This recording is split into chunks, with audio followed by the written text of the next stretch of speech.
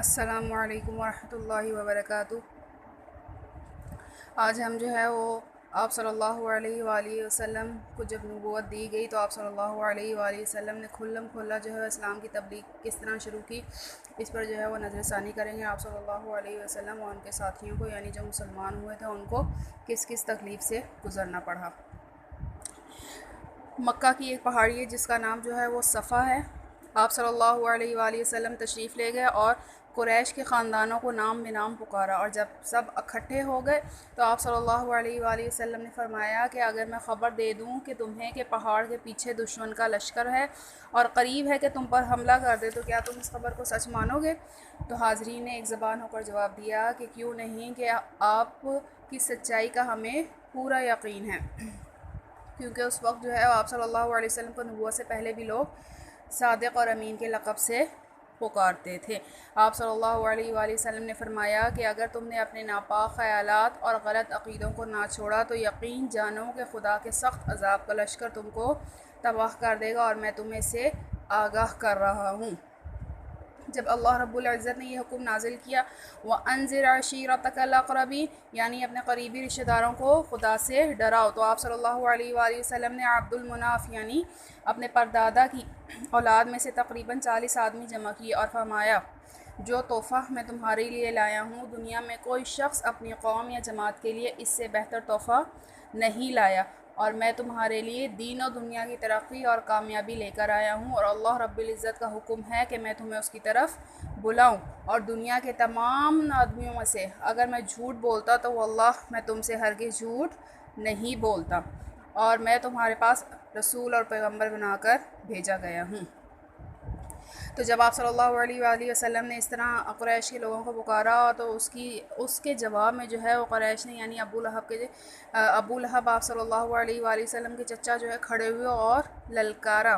تبت لک لہذا جمعتنا، تو برباد ہو، کیا اسی واسطے ہمیں اکٹھا کیا تھا؟ معاذ اللہ، تو قرآن نے یہ صورت نازل کی، کون سی؟ سورہ لہب، اور اس کا جواب اللہ رب العزت نے دیا، اور اس کے بعد جو ہے ابو لہب کیا ہو گیا؟ برباد ہو گیا۔ جب آپ صلی اللہ علیہ وآلہ وسلم نے جو ہے قریش کو کھلم کھلا دعوت دی، تبلیغ کی، تو اس کے بعد جو ہے کفار نے وہ تکلیفیں آپ صلی اللہ علیہ وآلہ وسلم کو اور آپ کے ساتھیوں کو دینا شروع کی کہ ان کے سنتے ہی رونگٹے کھڑے ہو جائیں، اور دنیا ان کی مثال سے خالی ہے، اور خدا کی پناہ کہ کبھی آپ صلی اللہ علیہ وآلہ وسلم کے راستوں پر کانٹے بچھائے جاتے، کبھی کوٹھوں کے اوپر سے غلاظت اور کوڑے کرکٹ کے ٹوکرے آپ صلی اللہ علیہ وآلہ وسلم کے جسم پاک پر پھینکے جاتے، معاذ اللہ، کبھی اس جسم مبارک کے ساتھ معاذ اللہ مار کٹائی کی جاتی اور گستاخیاں کی جاتی۔ خدا کی قدرت نظر آتی تھی کہ جب اللہ کے اس گھر میں جہاں جانور کو ستانا بھی حرام سمجھتے تھے، تو خود آپ صلی اللہ علیہ وآلہ وسلم کے رشتہ داروں کی طرف سے آپ صلی اللہ علیہ وسلم کو طرح طرح کی اذیتیں پہنچائی جاتی تھیں۔ اب وہی کعبہ جو خدا کا گھر تھا، جو تمام مخلوق کے لیے امن کی جگہ تھی، جب خدا کا سب سے زیادہ پاک اور پیارا بندہ خدا کے سامنے سجدہ کرتا تو کبھی گردن میں کپڑا ڈال کر کھینچا جاتا جس سے گلا گھٹنے لگتا تھا، آنکھیں کیا آ جاتی تھی؟ باہر آنے لگتی تھی، کبھی سر پر اونٹ کی اوجھ رکھ دی جاتی جس میں من و غلاظت ہوتی، کبھی اس مقدس سر کو کچلنے کی کوشش کی جاتی تھی جو خدا کے بے خوف گھر میں اللہ کے سامنے زمین پر رکھا ہوا ہوتا تھا۔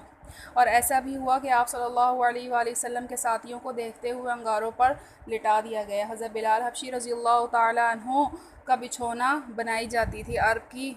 تپتی ہوئی زمین جو ہے وہ حضرت بلال حبشی رضی اللہ تعالیٰ عنہ کا بچھونا بنائی جاتی تھی، اور ننگا لٹا کر اس کے سینے پر جو ہے پتھر رکھ دیا جاتا تھا کہ ہل بھی نہ سکے۔ آپ صلی اللہ علیہ وآلہ وسلم پھر بھی جو ہے وہ اپنے جو ہے وہ ایمان پر، اور جو آپ اللہ رب العزت نے جو ہے وہ انہیں حکم دیا تھا نبوت کا، اس پر کیا رہے؟ قائم رہے۔ حضرت عثمان غنی رضی اللہ تعالیٰ عنہ کا دم گھونٹا جاتا، کسی کو گائے اور اونٹ کے کچے چمڑے میں لپیٹ کر دھوپ میں کیا کر دیا جاتا تھا؟ پھینک دیا جاتا تھا۔ او کمبخت ابو جہل، تیرا وہ ظلم یاد رہے گا کہ تو نے بی بی سمیہ رضی اللہ تعالیٰ عنہ کے نازک حصے میں نیزہ مار کر شہید کر ڈالا تھا۔ دنیا کبھی نہیں بھول سکتی ان کم بختوں نے 3 برس تک برابر حضور صلی اللہ علیہ وآلہ وسلم اور حضور صلی اللہ علیہ وآلہ وسلم کے ساتھیوں کا پیچھا نہیں چھوڑا۔ کوشش یہ کی گئی کہ کسی طرح پانی کا ایک گھونٹ یا کھانے کا ایک لقمہ بھی اللہ کے ماننے والوں تک نہ پہنچ سکے۔ قصور کیا تھا؟ قصور صرف اور صرف اتنا تھا کہ اللہ کو ایک کیوں کہتے ہو، پتھروں کو کیوں نہیں پوجتے ہو، شراب خوری، لوٹ مار، جوا، فحش کاری اور ہزاروں قسم کے برے کام ہمارے ساتھ کیوں نہیں دیتے ہو۔ اور وہی اللہ کا یکتا بندہ جو سارے جہاں کے لیے رحمت بن کر آیا تھا، جب ان کے فائدے کی باتیں سناتا تو وہ شور مچاتے کہ کوئی سن نہ سکے، اور آپ صلی اللہ علیہ وآلہ وسلم کو معاذ اللہ مجنون کہتے ہیں، تاکہ آپ صلی اللہ علیہ وآلہ وسلم کی بات پر کوئی کان نہ لگا سکے، اور میلوں اور بازاروں اور کے موقع پر ناکہ بندی کر دیتے کہ آپ صلی اللہ علیہ وسلم تک نہ پہنچ سکے۔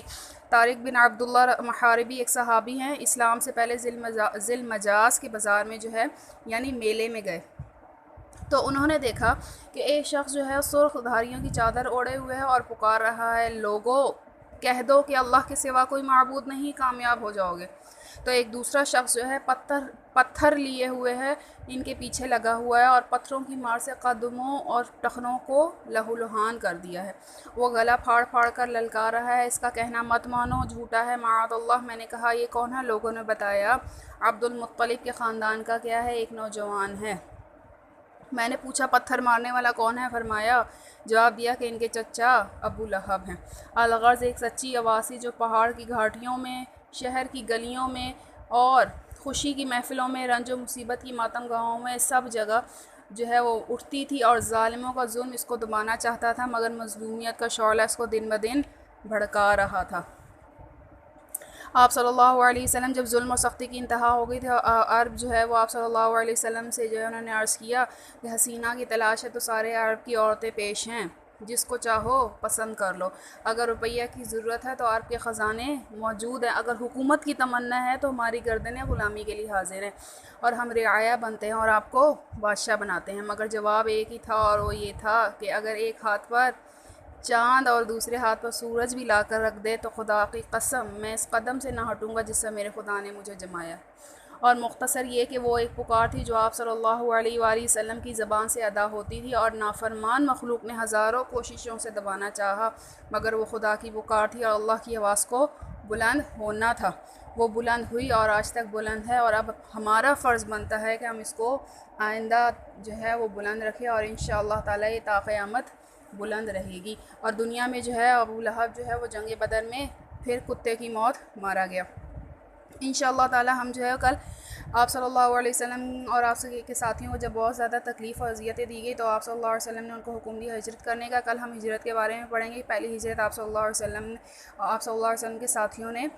کدھر کی۔ تو امید ہے کہ جو ہے وہ آپ کو جو ہے یہ جو ہے سمجھ آ گیا ہوگا کہ آپ صلی اللہ علیہ وسلم کو جب نبوت دی گئی تو آپ صلی اللہ علیہ وسلم نے کھلم کھلا تبلیغ کا آغاز کیا، اور آپ کو اور آپ کے ساتھیوں کو کن کن مشکلات کا سامنا کرنا پڑا۔ اللہ مجھے اور آپ کو جو ہے اس دین پر عمل کرنے کی توفیق عطا فرمائے۔ تب تک کے لیے السلام علیکم ورحمۃ اللہ وبرکاتہ۔